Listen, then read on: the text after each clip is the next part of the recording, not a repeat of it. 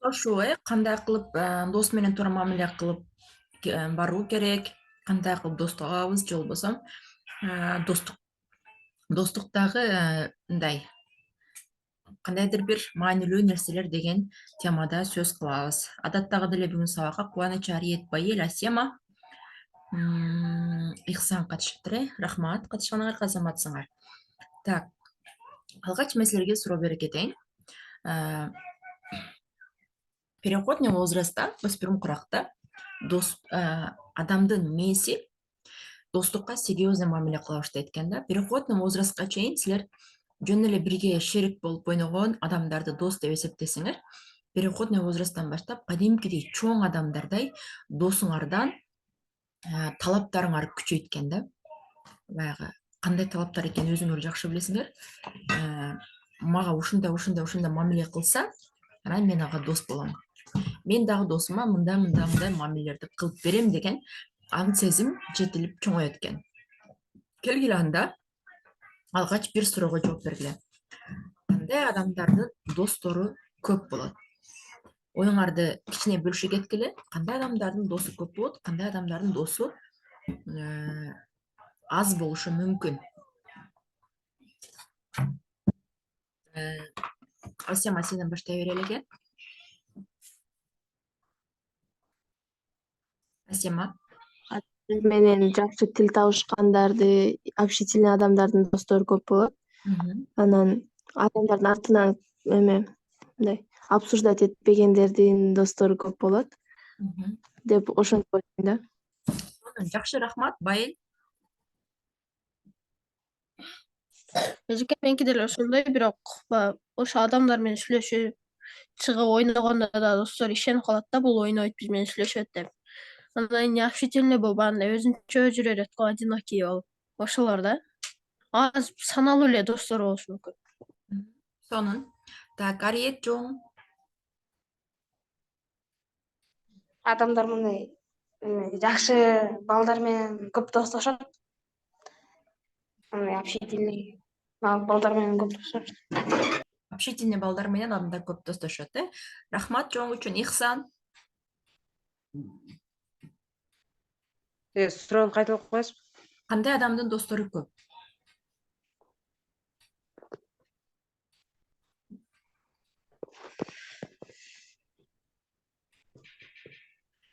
Мындай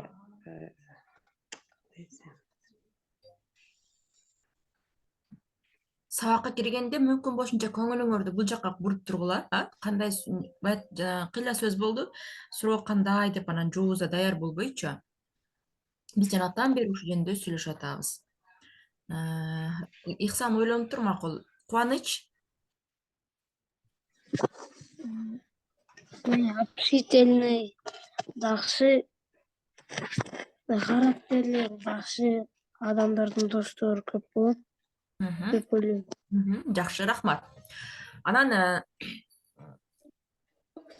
андан ары кеттик. Баарын өзүңөр чечип туура таап кеттиңер.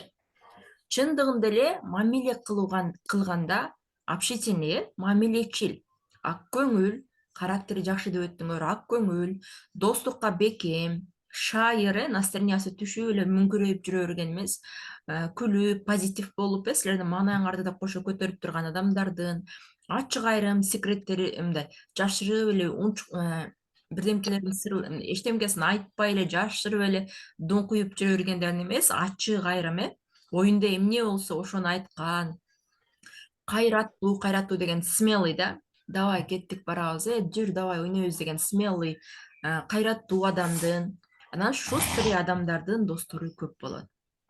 Эми тескерисинче кандай адамдардын достору аз болот? Унчукпас, унчукпай жүрө бергендердин, уялчаактардын, кызыксыз адамдардын, мен татыктуу эмесмин, мени сүйгөнгө болбойт, мени сыйлаганга болбойт, мени жакшы көргөнгө болбойт деген самооценкасы төмөн, өзүнө ишенбеген адамдардын жана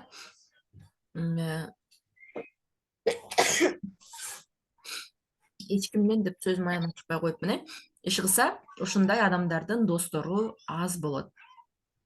Бирок бул жерде бир нерсени эске алгыла. Бирок но деген жери бар.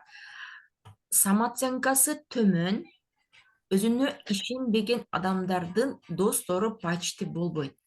Досу болушу мүмкүн, өзүнө окшош самооценкасы төмөн досу болушу мүмкүн. Анткени эки окшоштор табышып алат. Бирок бир нерсени унутпагыла, дагы да эки самооценкасы төмөн байкуш адам дос болду. Экөөнүн классташтары эч кимди токотпойт, баалабайт дейли. Алардын самооценкалары төмөн эки байкуш. Убактылуу бири-бири менен дос болуп жүрөт. Бирок кимдир бирөөсү жакшыраак болуп кетсе, же болбосо мына экөөнү эч ким кошпойт да, муноосуга мына башка балдар келип, жүр биз менен дос бол деп муну алып кетсе, муну адам любой случай муну сатып кетет. Анткени бир нерсени түшүнгүлө. Ахмет кыйкырбай тур. Жертва деп коет, же болбосо байкуш деп коет. Самооценкасы төмөн жертва байкуш адамдар ээрчиме, өзүнүн ою жок, өзүнүн тандоосу жок. Башы иштейт же башы иштесе дагы башын иштеген укпайт, жетелеме, жүр, кеттик, бас деген жака кете берет. Ошондуктан самооценкасы төмөн байкуш адамдар менен мамиле кылганда, аларды мен муну менен эме айткым келип атат. Аларды дос болбогула, аларды сыйлабагыла, жаман көргүлө деген жокмун. Аны түшүнүш керек. Эмне үчүн ал самооценкасы төмөн болуп калды? Балким үйдө ата-энеси катуу, корс, орой мамиле кылаттыр. Балким аны каалоолорун үйдө эч ким укпайттыр. Балким анда кандайдыр бир мурунку бала кезинде кокустан бир травма алып калгандыр. Иши кылса, ал адам байкуш да, бечара адам. Байкуш адам сабак өткөндө, достор, тынч, бөбөктөрүңөр жок, мүмкүн болушунча башка комнатага кирип, тынч сабак өткөнгө аракет кылгыла, Мүмкүн болушунча жертва адамдар менен мамиледе кичине этиратыраак кылгыла. Жертвага жаман мамиле кылбагыла, күнөө болот, Кудайдан корккула. Болгону жертва адамдарга от души ишенип, сырларыңарды, секреттериңерди айтып албагыла. Болгону ошол жертваларга от души ишенип, от души сырларыңарды, секреттериңерди айтып албагыла. Анткени самооценкасы төмөн жертвалар, башка адамдар, кичине өзүнөн жогорураак деп ойлогон адамдар жакшы сүйлөп кетсе эле, болду, өзүнүн досун любой убакта сатып кетиши мүмкүн. Бул бир. Экинчиден, Байел, Ариет, силер менин мурдагы Ихсан, сен да окугансың, мен өспүрүмдөрдү өнүктүрүү деген чоң тренинг курсум бар. Ошол курста Асима окуп көрсөң өтө сонун жакшы билимдерди ала аласың. Ошол курста биз айтканбыз, адамдардын типтери бар, психологиялык типтери бар. Эсиңерде барбы, Байел? Интроверт жана экстраверт деген.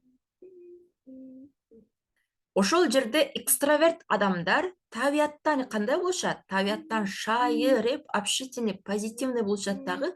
Бул адамдардын достору көп. Аябай достору көп. Ошол эле учурда сапаттуу да болушу мүмкүн. Сапаты да жок достору көп. Дос кандай? Привет, дос. Дос кандай, дос деп жүрө беришет. Ал эми интроверт деп коет, булар силер айтканда спокойный, унчукпаган, өзү менен өзү болгон, жалгыз жүрө берген. Бул от природы, табияттан ушундай жаралган адамдар. Буларды биз жаман адам дебейбиз эч качан. Булар өзү менен өзү ойлонгонду, кыялданганды, бир проблеманы чечкенди жакшы көрүшөт. Наоборот, ушундай интроверт адамдар табияттан творческий, чыгармачыл болушат. Наоборот, ошол интроверт адамдар бир же эки же бир эле досу болушу мүмкүн. Кээде досу да жок болушу мүмкүн. Муну түшүнбөйт адамдар, бул доңкук, бул унчукпайт деши мүмкүн. Наоборот, ошол интроверт менен дос болгон адам, интроверттер досын ушунчалык досуна жакшы мамиле кылат, алар эч качан досторун сатпайт, досторуна от души мамиле кылышат. Түшүндүңөр, интроверттер булар унчукпаган, өзү менен өзү жүрө берген, жалгыз жүрө берген, табияттан ошондой мүнөздөгү адамдар. Буларды жаман дебейбиз, булар сонун. Наоборот, болгону алар жалгыздыктан энергия алышат. Ошол эле.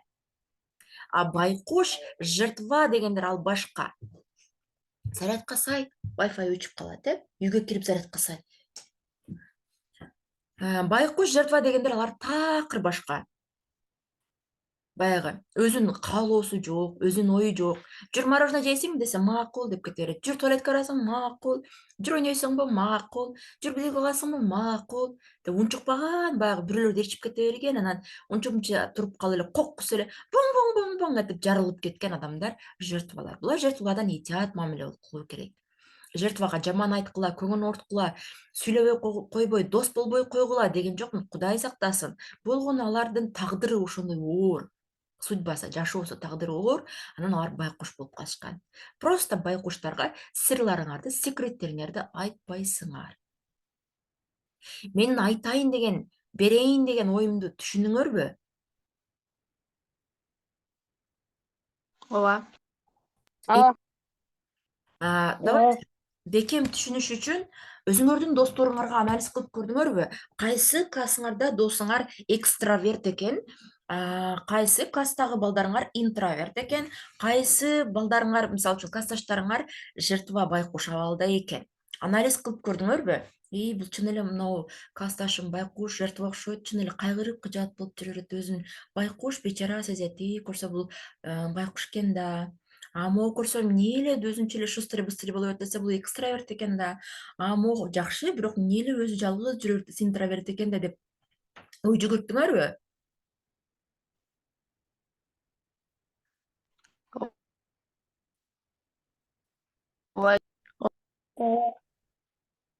Ооба. Жакшы, сонун. Суроолор же каршы пикирлер жокпу? Жок. Жок. Дальше андан ары кеттик. Биринчи дос болуш үчүн адамда кандай ички маанилүү сапаттар болушу керек? Силер айттыңар, общительный болуш керек жана характери жакшы болуш керек дедиңер. Дагы да дос болуш үчүн адамдын жан дүйнөсүндө кандай сапаттар болушу керек? Оюңарды бөлүшкүлөчү. Преданныйбы? Эжеке, бандай сатпаган ошондой. Өзүгө керектүү эң жакын дос. Преданность деген бул сатып кетет деген, жертвалар коккусаң жертвага жакшы мамиле кылса, ал сатып кетет да. Любой убакта сатып кетет. Эми кандай жан дүйнөдө кандай мындай принциптер болуш керек дейбизби? Кандай ички устойчивость дейбизби? Туруктуулук болуш керек дос болуш үчүн.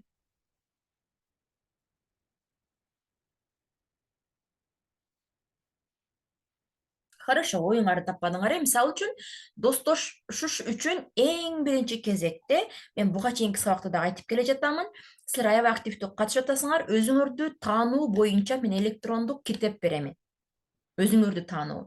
Жашоодо роботторго конкурент болуу үчүн дагы эң алгач биринчи өзүңдү таанышың керек. Өзүңдү таануу деген өзүң дагы бир чоң илимсиң да, чоң наукасың, чоң сабаксың. Мисалы үчүн, Асеманы тааныбашы мүмкүн. Кандайча, не может быть, эмнеге адам өзүн тааныбайт дешиңер мүмкүн. Мисалы, Асема өзүн кантип тааныбайт? Асема өзүн тааныбашы мүмкүн. Мисалы, просто мисалы, өзүнүн ичинде кандай таланттары бар экендигин, кандай бир күчтүү жактары бар экендигин, Асеманын кандай плюс характерлери, мүнөз характерлери бар экендигин, бак ошол тапшырма өзүңөрдү сүйүү боюнча жакшы сапаттарыңарды жазып жөнөткүлө дегенде бир эле бала тапшырма жөнөткөн, калганыңар жөнөткөн эмессиңер. Ошол көнүгүүнү аткаргансыңарбы? Ооба, эже аткарып унутуп калыптырмын, жөнөтүп коюшту. Мен аткарган окшойм. Жакшы. Сонун. Ошону аткарганда өзүңөрдү мындай жакшы көргөн, баалаган, өзүңөргө жакшы оценка, мындай оценивание кылган чувство келгенби? Ооба, эчке. Сонун. Сонун. Демек, достошуу үчүн өзүңөрдү таанышыңар керек. Мисалы үчүн жанагы Асема өзүн тааныбашы мүмкүн. Кайсы учурда жинекелерин, кайсы учурда капа болорун, кайсы учурда сүйүнөрүн, Асемага эмне жагарын, Асемада кандай сезимдери бар экендигин, мисалы үчүн, кайсы сезимдерин ажырата албайт. Кээде өзүңөрчү эле беспокоиться этип тынчсызданып каласыңарбы? Ошондой болосуңарбы? Өзүңөрчү эле бир нерсеге беспокоить этип жиниңер келгенде болуп же бир нерсеге тарынгандай болосуңар, бирок неге андай болуп атканын билбейсиңер. Эмне причинасы эмне экенин билбейсиңер. Ушундай моменттер болобу? Жок. Жок. Эгерде жок болгон болсо өтө жакшы. Кээде адам өзүнүн сезимдерин ажырата албай калат да. Кээ бир учурдачы өзүнчө эле тынчсызданат, өзүнчө эле беспокоить этип калат. Вот ушул сезимдерин ажырата албай калат. Демек, адам өзүн аябай көп таанышы керек. Бул боюнча мен терең токтолбой эле коеюн. Ошол мен китепти бергенде, курс бүткөндө, ошол китепти динамик сыяктуу электронный китеп, аны кааласаңар распечатка кылып чыгара аласыңар, кааласаңар ошону тиги бияка коюп туруп, бир дневник блокнот ачып алып туруп, жоопторун жазып кете бересиңер. Ал жерде жалаң суроо берет. Силер сөзсүз түрдө аны обязательно аткаргыла. Суроо берет, силер жооп жазып кете бергиле, ошондо кадимкидей сонун өзүңөр таанып каласыңар. Эми эмнеге кереги бар өзүн таануу дегенде, роботторго конкурент болуу үчүн адам эң биринчи өзүн тааныш керек. Кечээ мен семинарга бардым. Семинарга барганда биздин семинар өткөн мугалимдерибиз, директор өзү сабак өтүп берди. Директор ар дайым Америкадан окуп келген жана ар дайым Америкадан онлайн курстарды окуп турат да. Англисчени жакшы билишет да. Атайын мугалимдердин психологиялык сабактарын окуп турат. Ошондо айтат: биз балдарды эң биринчи сабагыбызды четко окутпайбыз. Математиканы математик кылып, кыргыз тилче кылып салбайбыз. Балдарды биринчи кезекте өзүн тааныганга үйрөткүлө деп атат. Көрдүңөрбү? Өзүн таануу ушунчалык маанилүү. Эми ошону ошол динамиктен карап аткара аласыңар.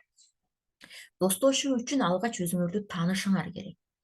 Андан кийин сен толук конкреттүү түрдө билишиң керек. Башканын сага эмнеси жагат? Например, сен бир кызды же кыздар, мисалы үчүн Асема бир кызды, Ариет бир жигитти дос болгусу келип чөттөп атат дейли. Сен ошону конкреттүү түрдө бил. Ошол дос болгуң келген адамдын сага конкрет түрдө эмнеси жагат? Кайсы сапаттары жакпайт? Анализ бересиң. Бул дегени аны жамандап жатып калып эмес, просто мээңде өзүң анализ бересиң. Бул кызды, мисалы үчүн Асема бир Айчүрөк деген кыз менен мамилеси жакшы дейли, Айчүрөк менен. Айчүрөккө анализ бериш керек Асема.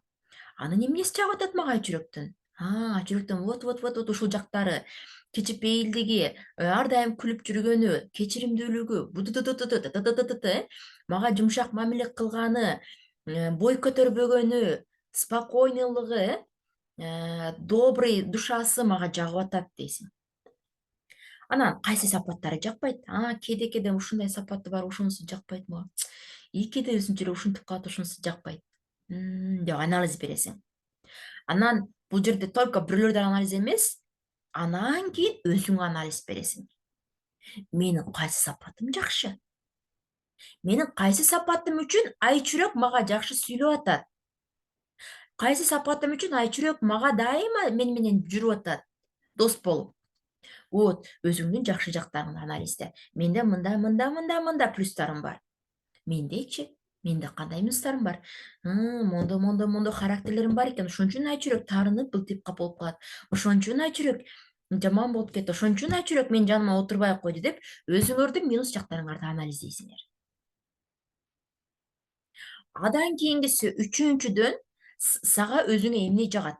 Мага мындай нерсе жагат, мисалы үчүн бул сабак жагат, футбол жагат же топ жагат, бул кино жагат, бул бирдеке жагат. Же болбосо гулять этип, ары бери баскан жагат. Айчүрөккө жакпайт, бул жакпайт. Андан кийин мен Айчүрөктү эмне менен таң калтыра алам деп ойлош керек Асема. Ошол эле жигиттер дагы, Ариет, Кубаныч, Байел, сен дагы досуңду эмнең менен таң калтыра аласың? Жөн эле эмес, кандайдыр бир күчтүү жактарыңар болуш керек. Мисалы үчүн, Ариет четко кылып гитара ойношу мүмкүн, Асема сонун ырдашы мүмкүн, Кубаныч дагы футболду аябай сонун гол киргизип коюшу мүмкүн, Ариет адабияттан вообще сонун сочинение жазып Сонун сүйлөп коюшу мүмкүн. Иши кылса, адам кайсы бир жагы менен баалуу болушу мүмкүн. Баалуу болушуңар дагы керек. Баалууңар жок болсо, анда өзүңөрдү өстүргүлө, өнүктүргүлө. Эч нерсе колуңан келбей, оозуң ачып жүрө берге турган болбош керек. Хотя бир жагың күчтүү болуш керек. Же сабактан 0, же спорттон 0, же мамиле кылгандан 0, же кийим кийинип жакшынакай жүргөндөн 0, же болбосо музыка, спорт, сүрөттөн 0. Лөлөйүп мындай жүрсөңөр болбойт. Анда ачнес ойгон. Ар бириңерде күчтүү сторонаңар бар. Ошону эмне кыласыңар?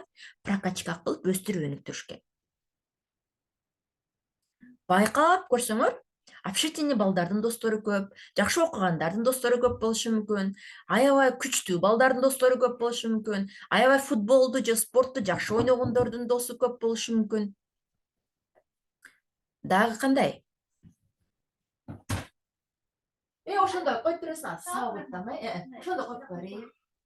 Ошондой эле коюп алып келип, рахмат. Эч жаап, рахмет.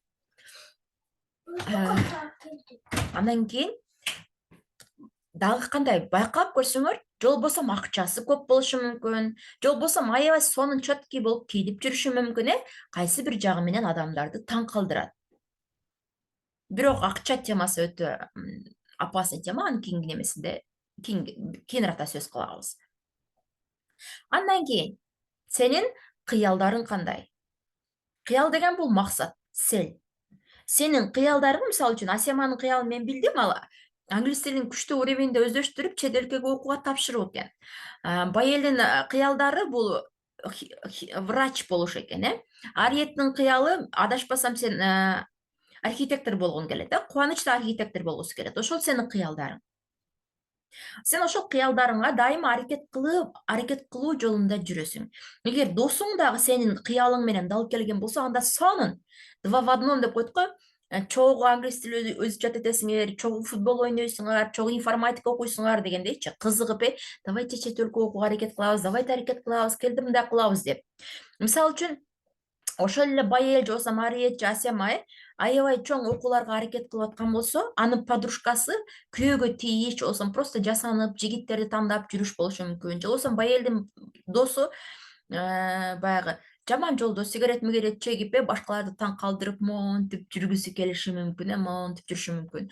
Булардын аягы барып не болуп кетет? Достуктарыңар ажырап кетет.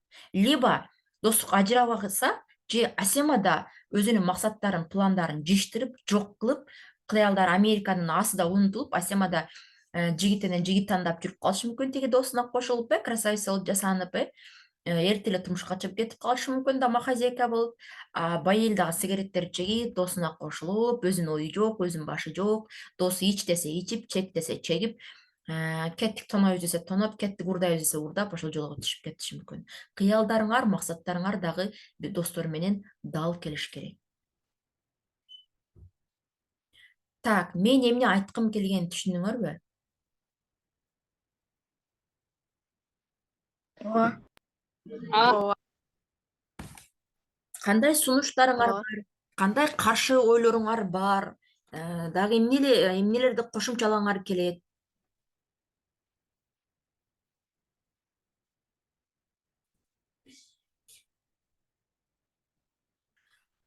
Так, эми кийинки сурообанда сабактын 3-чү немеси, биринчи планды, экинчи планы.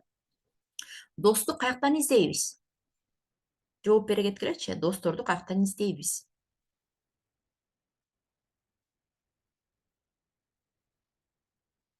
Ариет, Асема, Байел, Кубаныч, жооңар. Например, мектептен, ар кандай курстарга барсак, курстан, лагерден, ошо. Өзүбүздүн интерестерибизге карап. Сонун жооп болду. Ариет, Байел. Айлана чөйрөдөн азайчке, ошо адамдар деле сүйлөшүп табабыз. Сонун жооп. Бирок эгер өзүбүзгө жакса, Өзүңө жакса, конечно, сөзсүз. Кубаныч.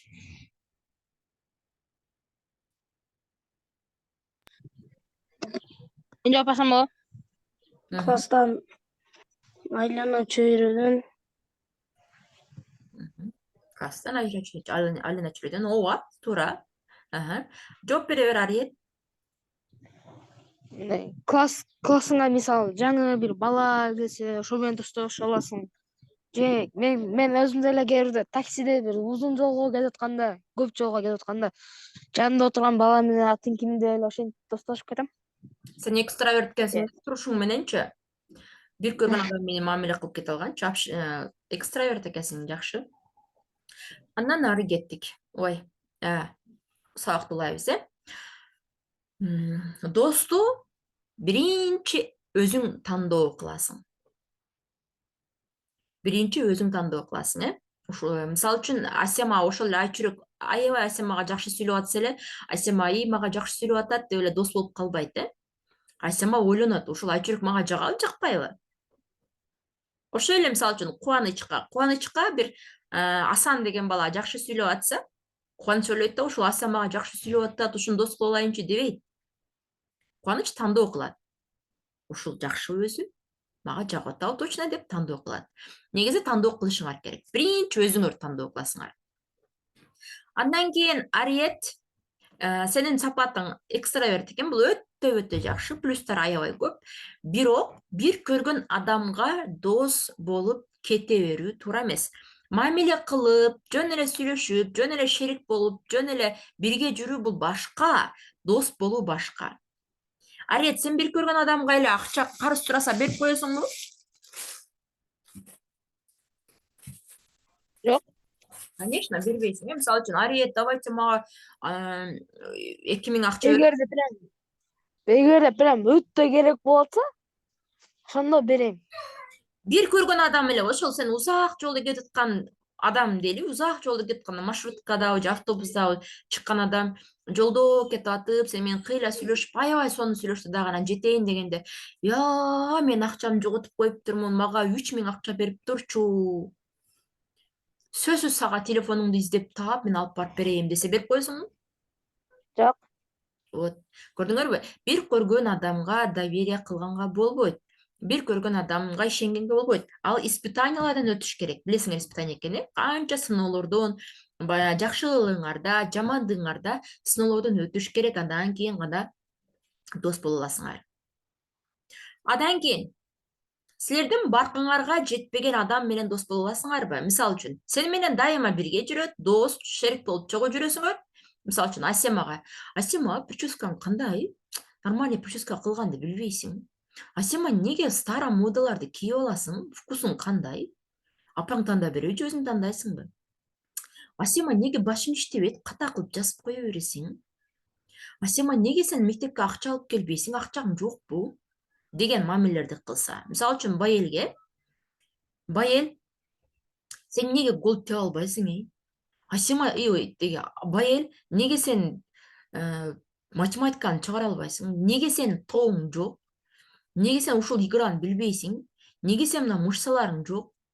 Байел, неге сени кыздар карабайт? Деген сыяктуу, акчаң жокпу? Дайыма эле колун чөнтөккө салып эле жүрө бересиң, столовойго да кирбейсиң деген досуң менен дос боло аласыңарбы? Ушул сыяктуу сөздөрдү айтса. Жок. Бул сыяктуу сөздөрдүн астында кандай мамиле жатат?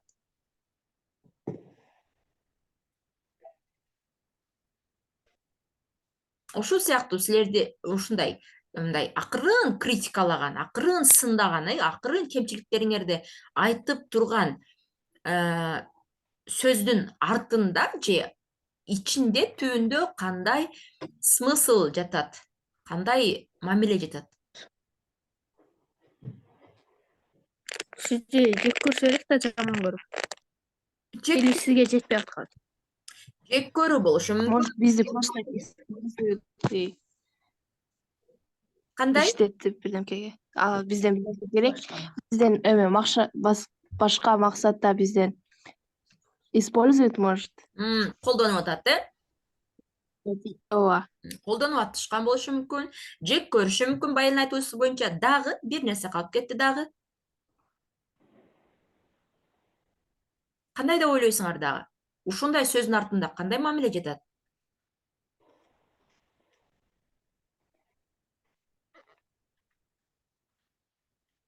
Урушуп кетүүбү эчке? Урушуп кетүү деле айта албайбыз. Силерди баалабаган, сени тетпеген, баалабаган, барктабаган болушу мүмкүн. Ал неге сени менен жүрөт? Просто анын досу жок, шериги жок, айласыз деле сени менен жүрөт. Өзүнө жаккан дос тапса, любой момент сенен кетип кала берет. Көрдүңөрбү? Дос, ошондуктан силер дайыма башыңарды иштетип, чувствоңарды иштетип жүрүшүңөр керек. Досторуңар силерге ушундай, силерге жакпаган сөздү айтса, сразу эмне кылышыңар керек? Ответин бериш керек. Кандай ответ? Не деп урушуп кетүү эмес, мушташа кетүү эмес. Ушул сөзүң менен мага эмне дейин келип атат? Бул сөзүң менин көңүлүмдү оорутту. Же болбосо, неге мага мындай деп атасың? Көрдүңөрбү? Мамиле кылганда адамдын көзүнө тик карагыла. Көзүнө тик караганда адамга 2 эсе күч керет. Например, Асема экөөбүз сүйлөшүп атабыз же Байел экөөбүз сүйлөшүп атабыз, Асема мага жерди карап туруп, неге мага мынтасың десе, Байел дагы кичине мындай көзүн алып качып, неге мынтасың десе, мен коркпойм дагы сүйлөй берем. Асема сенин башың жок да, Байел сенин башың жок да деп сүйлөй берем. Асема, Байел, Кубаныч, Ариет, Ихсан менин көзүмө карап туруп, неге мынтасың деп көзүмө тик карап айтканда мен коркуп кетем. Байкоосуздуктан билинбей коркуу пайда болот менде. Жөн эле. Жосум, мындай болду да, деп эмне кылам? Причиналарын айтып бактанып башташым мүмкүн. Мамиле кылганда көзгө тик карап, монтип эмес, неге мынтасың? Эмне максатта мынтасың? Кандай ойду айтып атасың? Мен туура эле түшүнүп атам сенин оюңду? Ушул сөзүң менен мени кемсинткен жоксуңбу? Деп көзүнө эле карап эле суроо берип койгула. Анан тиги адам өзүнө келип калат. Дальше андан ары сен менен мамиле кылганда ойлонуп калат, чегараңарды тепсегенде. Дальше ушунун чегарасын тепсей берсемби же тепсебесемби? Дальше дос болсомбу, болбосомбу деп. Же чегараңды тепсебей калып сени менен нормальный мамиле өтөт, же дос болбой андан ары кетет жаныңарда. Башыңарды оорутпай. Андан кийин кээде мисалы үчүн менде ушундай болот эле, менин жанымда жүргөн, дос болуп жүргөн адам анан башка бир дос таап алса, ага деле жакшы сүйлөйт, мага деле жакшы сүйлөйт. Же болбосо анын дагы башка подружкалары, же болбосо достору болсо, аны менен чогуу жүрүп аткан болсо, же болбосо башка досу менен көбүрөөк мамиле кылып атса, менде кызгануу сезим болот эле. Аябай настроение болуп, досумду кызганып, эмнеден кетип калды, эмнеге ага дос таап алды, эмнеге ага жакшы сүйлөп атат депчи. Силерде деле ушундай сезим барбы?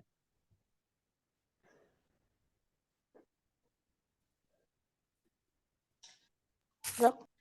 Досторуңар жаңы дос таап алды, же досторуңардын дагы башка досу бар. Кызгануу сезим болобу ушул учурда? Жок.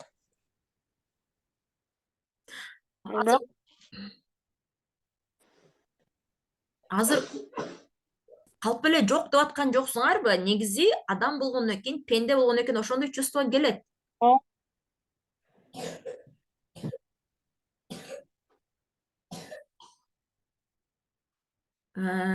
Байел жок дедиң. Ариет кандай дедиң? Ооба. Ооба. Терең ойлонуп көрсөңөр кызгануу сезим келет. Чындыгында эле келет, баарында эле келет. Анткени биз адамбыз. Кызганабыз. Бирок ошол учурда унутпагыла. Акылдуулукка салабыз. Акылдуулукка салып, анын дагы тандоосу бар. Сен аны тандап дос болдуң, эми ал дагы сени тандайт. Кааласа сени таштап кетет дегенде предательство кылбайт, просто жөн эле башка бирөө менен дос боло баштайт. Предатель болгон, сатып кеткен бул такыр башка маселе. Жөн эле башка бирөөдү, башка досту таап алышы мүмкүн. Анын дагы тандоосу бар.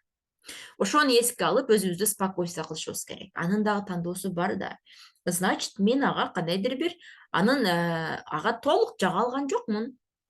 Это не проблема, бул проблема эмес дегендей кылыпчы. Эч качан биз башка бирөөгө жакпай калсак, настроение болбошубуз керек. Анткени биз